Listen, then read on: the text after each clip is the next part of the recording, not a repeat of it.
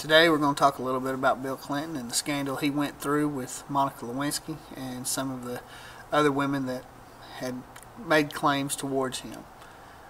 Bill Clinton, just to give you a little bit of background about him, he was from Arkansas. He was raised in Hope. He went to school at Hot Springs. He was the only president that's ever been elected to the the only president of the United States that's ever been elected from the state of Arkansas. He actually took the oath of office on January 20th, 1993. While he was in office, the U.S. had the lowest unemployment rate and lowest inflation in recent years. He was big on expanding NATO, increasing world trade, and also made efforts to help defeat the drug trafficking. Monica Lewinsky, his intern. She had a tough life growing up. She always considered herself a little overweight, according to the books and the interviews that she has done. She was very self-conscious about herself. Later on in life, she focused on men to feel better about herself. When men would give her attention, it made her happy. It made her feel better about herself. She went as far as having an affair with a married high school teacher of hers, but this was not while she was in school. It was after she had graduated. She went back and had an affair with him. The problem between Miss Lewinsky and President Clinton started out while she was an unpaid intern at the White House in 1995. You can go back and read transcripts. You can watch videos. They have day-to-day timelines of actually what went on between Lewinsky and Clinton back in this time period. She was just 21 years old. She was newly graduated from Lewis and Clark College in Portland, Oregon. And later on, she had got a paid job at the Office of Legislative Affairs. This got her close to President Clinton. This even got her closer, actually. She often hand-delivered letters to the Oval Office. And the two of them got to know each other better at an unofficial birthday gathering for Clinton.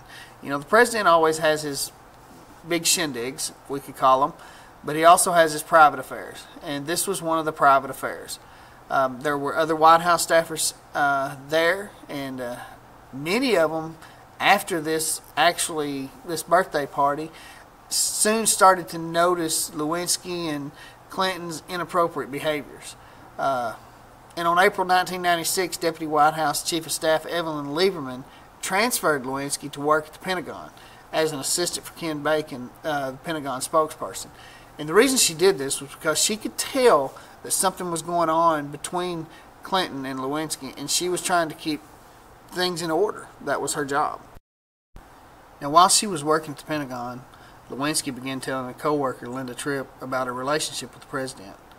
She went into a lot of specific details, and Linda eventually started to record these conversations that she was having with her over the phone. And eventually, these conversations got out into the public. It was also noted that Monica visited the Oval Office 37 times after her transfer, from April of 1996 to December of 1997. She logged in as coming to visit the President's secretary, Betty Curie. Now, this all started as harmless flirtation in the Oval Office, or in the White House. But Mr. Clinton was president, and Monica Lewinsky was an intern. It was wrong. But that wasn't what the problem ended up being. The problem ended up being all the lies that were told about it. You know, you've heard many times you've got to things snowball, get out of control. That's what happened here. And I'm going to play you a clip of the president speaking about the incident, and you can just take it and see what you would think about what you would do in this situation if you would have been on the courts.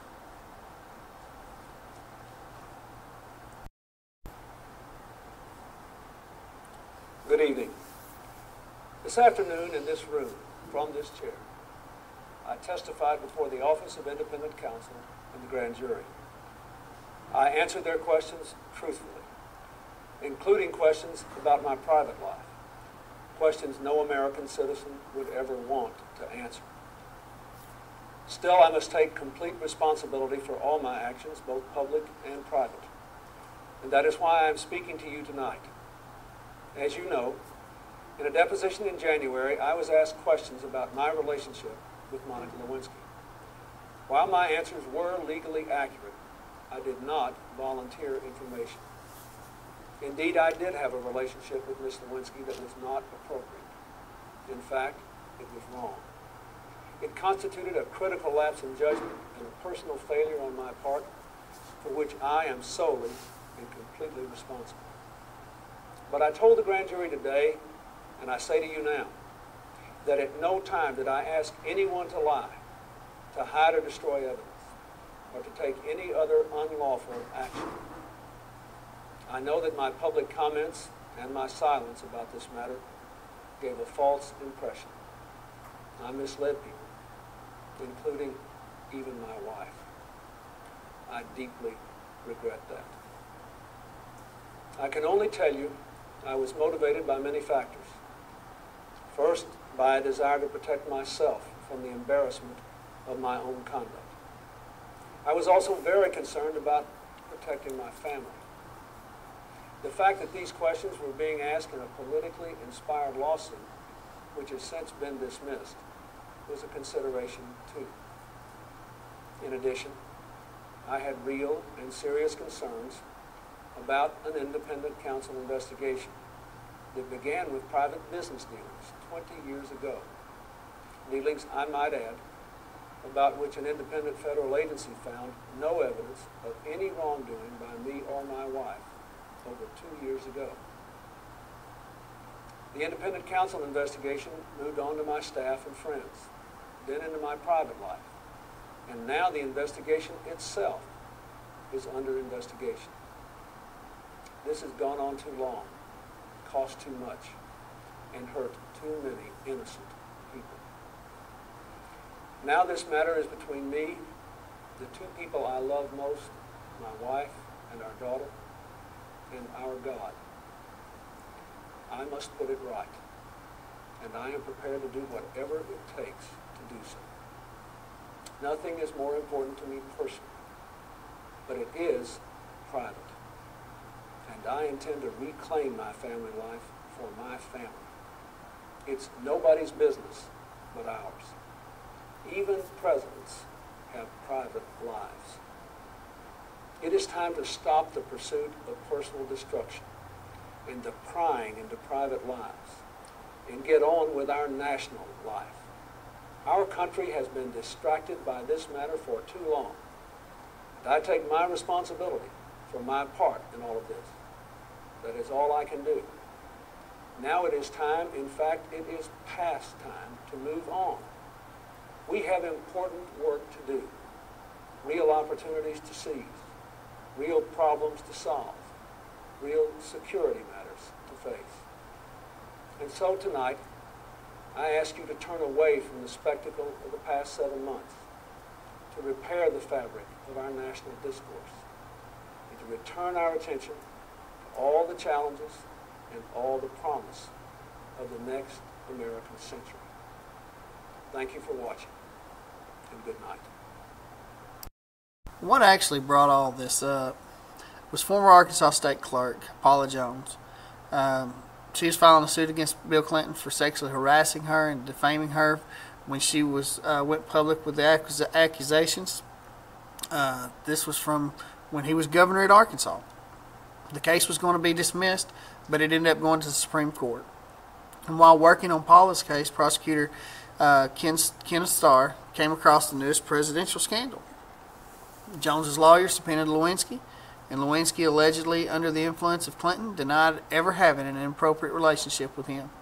5 days later, Linda Tripp contacted Kenneth Starr to talk about the recorded conversations. Lewinsky was taken by FBI agents and U.S. attorneys to a hotel room where she was questioned about her relationship with Clinton. She was even offered immunity if she cooperated. A few days later, the story broke to the public.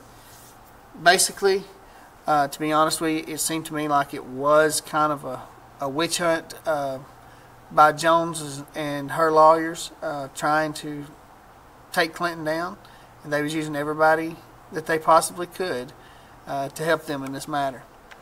And this is something that it really it was a problem for the country, for the United States, for a long time, because people were focused on a scandal instead of focusing on the things that need to be focused on. And to wrap this all up, Bill Clinton was taken to court for impeachment on 11 grounds, including perjury, obstruction of justice, witness tampering, and abuse of power. They needed a 2/3 majority to impeach him, but it did not even come close to that. Congress had not seen a case like this since President Andrew Johnson.